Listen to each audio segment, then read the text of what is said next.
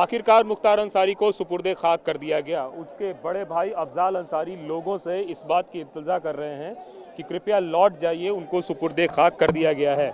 ये देखिए हाथ में माइक लिए हुए अफजाल अंसारी और अनाउंस कर रहे हैं कि यहाँ से भीड़ अब धीरे धीरे आप लोग ख़त्म कीजिए। जो मिट्टी डालने की प्रक्रिया है वो प्रक्रिया ख़त्म हो गई है और कृपया अब आप लोग अपने अपने घर की तरफ वापस जाइए। तो ये जो चूँकि भीड़ को नियंत्रित करने का एकमात्र तरीका है, बार बार वो कह रहे हैं लौट जाइए यहाँ से, और ये बार बार लोगों को इशारा भी कर रहे हैं, लोगों को यहाँ से हटाने की कोशिश कर रहे हैं। दरअसल पूरे इलाके में धारा 144 लागू है, चुनाव का समय है, बावजूद इसके मुख्तार अंसारी की शख्सियत या फिर अंतिम जनाजे में उमड़ा हुआ जन सैलाब यह बताने के लिए काफ़ी है कि उसकी शख्सियत कितनी बड़ी थी इस इलाके में। और यही वजह है कि पुलिस को ऐसा लगता है, प्रशासन को ऐसा लगता है। ये देखिए लौट जाओ लोग, घंटे 2 घंटे 3 घंटे के बाद फिर आकर के कब्र बराबर हो जाए, फातिया हो जाए, उसके बाद आप भी मट्टी डाल के पढ़ देना, लेकिन इस वक्त लौट जाइए। बात बिल्कुल खराब हो रही है, मैं हाथ जोड़ रहा हूँ, मेरी बात मानिए। देखिए हाथ जोड़ के लोगों से अपील करते हुए कि कृपया यहाँ से निकल जाइए और 2 से 3 घंटे बाद दोबारा आप आ जाइएगा और जो पढ़ने का जो रिचुअल्स है, फातिया पढ़ने का रिचुअल्स है वो पूरा कर लीजिएगा। सामने में डीएम है, एसपी है, सब लोग जो है बार बार लोगों से रिक्वेस्ट कर रहे हैं और उस रिक्वेस्ट की बड़ी वजह यह है कि सबको ऐसा लगता है कि कहीं कोई अनहोनी ना हो जाए, कहीं कोई ऐसी घटना ना हो जाए जो कि बाद में परेशानी का सबब बने। लोगों की संख्या बहुत ज़्यादा है। ये वो शख्स हैं जिन्होंने मुख्तार अंसारी को मुख्तार अंसारी बनाया है और एक ऐसा नेता बनाया है जिसकी जो है पूछ है पूरे इलाके में। और बार बार आपको मैं एक बार उधर से तस्वीर दिखाना चाहूँगा कि ये वो तस्वीर है जिस तस्वीर में लोग आ रहे हैं पढ़ने के लिए।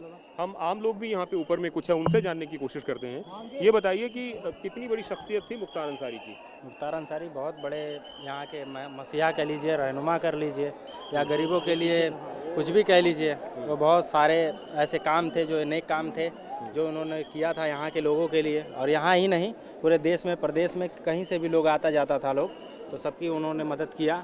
शुरू से ही उन्होंने जाति धर्म कुछ नहीं देखा। यहाँ हम बताना चाहेंगे कि मार्केट में आधा से ज़्यादा ज़मीनें मुख्तार अंसारी की हैं, ठीक है। और वहाँ पे कटरा इनका गरीब आदमी को भी और किसी भी प्रकार का कोई पगड़ी नहीं है, किसी भी प्रकार का कोई लेना। मेरी 4-5 दुकानें मेरी खुद की थी। मेरी एक चाय की मिठाई की दुकान है, मेरी 2 कापी किताब की वहीं पे दुकान है, और आज तक कोई नहीं हुआ। उनसे बोला जाता है कि रंगदारी ये लोग वसूलते हैं। आज तक मोहम्मदाबाद में कोई एक आदमी खड़ा होकर के कह दे कि रंगदारी अगर वसूला गया हो। देखिए आपको तस्वीर में दिखाना चाहूँगा कि लोग धीरे धीरे जो है अब पुलिस के कहने पे जा रहे हैं। खेतों से, गलियों से, गाँव से, जहाँ से जिसको मौका मिल रहा है वो आ रहा है और अंतिम दर्शन के लिए।